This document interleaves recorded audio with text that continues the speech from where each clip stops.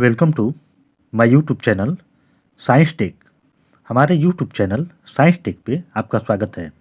आज के इस वीडियो में हम डिस्कस करेंगे determination of chloride ion in water sample. हम वाटर सैंपल में क्लोराइड आयन का कैसे डिटर्मिनेशन किया जाता है इसके बारे में हम डिस्कस करेंगे। क्लोरीन जो होता है वाटर में क्लोराइड के फॉर्म में प्रेजेंट रहता है और इसको पीपीएम में इसको रिप्रेजेंट किया जाता है और इसको पीपीएम में मेजर किया जाता है। पीपीएम को पार्ट्स पर मिलियन भी बोला जाता है। और ये क्लोराइड डिफरेंट साल्ट के फॉर्म में वाटर में प्रेजेंट रहता है, जैसे sodium chloride, potassium chloride, magnesium chloride और कैल्शियम क्लोराइड। सोडियम क्लोराइड को NaCl बोलते हैं, पोटेशियम क्लोराइड को KCl बोलते हैं, मैग्नीशियम क्लोराइड को MgCl2 बोलते हैं और कैल्शियम क्लोराइड को CaCl2 बोलते हैं। और ये जो साल्ट होते हैं ये वाटर में एक्सट्रीमली सॉल्युबल होते हैं। मतलब ये जितने भी क्लोराइड के साल्ट होते हैं ये वाटर में हाईली सॉल्युबल होते हैं। If chloride present in 250 milligram per litre in sodium chloride forms then give typically salty taste. अगर क्लोराइड का अमाउंट 250 मिलीग्राम पर लीटर हो जिसमें सोडियम क्लोराइड प्रेजेंट हो तो यह साल्टी टेस्ट देता है। बट अगर इसकी जगह पर मैग्नीशियम क्लोराइड और कैल्शियम क्लोराइड हो अप टू 1000 ppm के ऑलमोस्ट तो ये साल्टी टेस्ट नहीं देता है। अब हम क्लोराइड क्यों डिटरमाइन करते हैं, हम वाटर सैंपल में क्लोराइड क्यों डिटरमाइन करते हैं और इससे यह पता चलता है कि क्लोराइड का कितना अमाउंट है, क्योंकि क्लोराइड का कंसंट्रेशन बढ़ने पर यह मेटालिक पाइप और ग्रोइंग प्लांट के लिए हार्मफुल होता है। मतलब क्लोराइड का कंसंट्रेशन अगर वाटर में बढ़ेगा तो यह हार्मफुल होता है ग्रोइंग प्लांट और पाइपिंग के लिए। अब यह क्लोराइड आयन वाटर में आता कहाँ है, इसका कौन कौन सा सोर्स होता है, इसके बारे में डिस्कस करेंगे। तो क्लोराइड आयन का बेसिकली जो होता है 2 सोर्स होता है। फर्स्ट होता है नेचुरल सोर्स और सेकंड होता है ह्यूमन सोर्स। फर्स्ट होता है नेचुरल सोर्स और सेकंड होता है ह्यूमन सोर्स। अब नेचुरल सोर्स में क्या क्या आता है, तो नेचुरल सोर्स में जो होता है रॉक्स आता है, रॉक सॉइल आता है और रॉक्स आता है, सॉइल आता है, सी वाटर आता है। इसके थ्रू क्लोराइड आयन वाटर में आता है। और ह्यूमन सोर्स के अंतर्गत फर्टिलाइजर आता है, रोड साल्टिंग आती है और वेस्ट वाटर फ्रॉम इंडस्ट्री, इनके थ्रू भी क्लोराइड वाटर में आता है। अब किसी वाटर सैंपल में क्लोराइड कैसे डिटरमाइन किया जाता है, इसके लिए कौन कौन सा मेथड है इसके बारे में हम देखेंगे। तो वाटर सैंपल में क्लोराइड को डिटरमाइन करने के लिए बहुत सारे मेथड होते हैं, जिनमें से कुछ मेथड का नाम यहाँ पे हम मेंशन किए हुए हैं, जिनमें किसी मेथड के द्वारा क्लोराइड आयन का डिटर्मिनेशन कर लिया जाता है। यहाँ पे फर्स्ट है अर्जेंटोमेट्रिक टाइट्रेशन, सेकंड है मर्क्यूरिक नाइट्रेट टाइट्रेशन, थर्ड है पोटेंशियोमेट्रिक मेथड, फोर्थ है आयन क्रोमेटोग्राफिक मेथड। अगर हमारे पास पोर्टेबल वाटर है, पोर्टेबल वाटर मतलब क्लीन वाटर, और उसमें अगर हमें क्लोराइड आयन का कंसंट्रेशन पता करना है तो हम अर्जेंटोमेट्रिक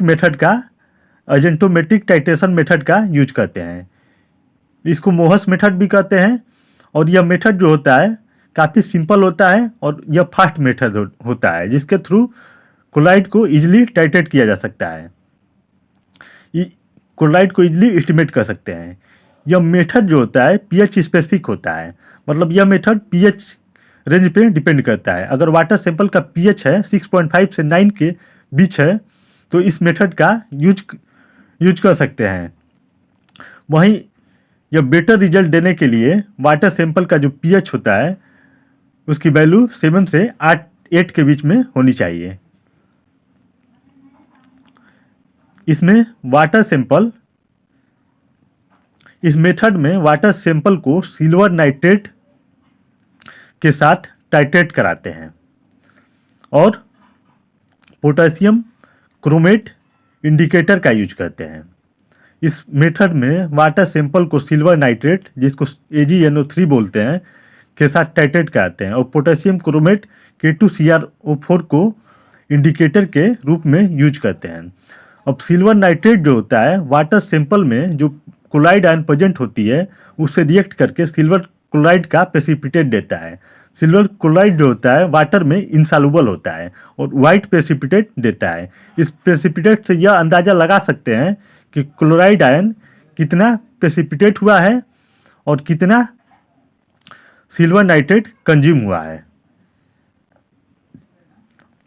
अब यह मेथड पीएच स्पेसिफिक इसलिए बोला जाता है कि अगर वाटर सैंपल का पीएच बहुत ही लो हो तो जो इंडिकेटर टाइट्रेशन के लिए यूज किया जाता है पोटेशियम क्रोमेट व डाइक्रोमेट आयन में कन्वर्ट हो जाता है, जिससे क्लोराइड का कंसंट्रेशन एस्टिमेट करने में प्रॉब्लम आती है।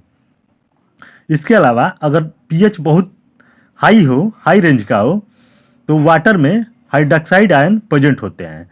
तो सिल्वर नाइट्रेट क्या करता है, हाइड्रोक्साइड आयन से रिएक्ट करके सिल्वर हाइड्रोक्साइड बना लेता है, जिससे क्लोराइड आयन को एस्टिमेट करने में प्रॉब्लम क्रिएट होती है। वहीं अगर वाटर सैंपल में पीएच बहुत हाई हो जाए तो सिल्वर नाइट्रेट वाटर में प्रेजेंट हाइड्रोक्साइड आयन से रिएक्ट करके सिल्वर हाइड्रोक्साइड बना लेता है, जिससे क्लोराइड आयन का कंसंट्रेशन नहीं पता चल पाता है। इसलिए इस मेथड का यूज करने से पहले हम वाटर सैंपल का पीएच को एडजस्ट करते हैं और पीएच मेंटेन करने के बाद ही हम क्या करते हैं, इस मेथड का यूज करके क्लोराइड आयन का एस्टिमेशन करते हैं। अब हम देखते हैं इसका एक्सपेरिमेंट क्या होता है, क्लोराइड आयन का इसका प्रोसीजर क्या होता है।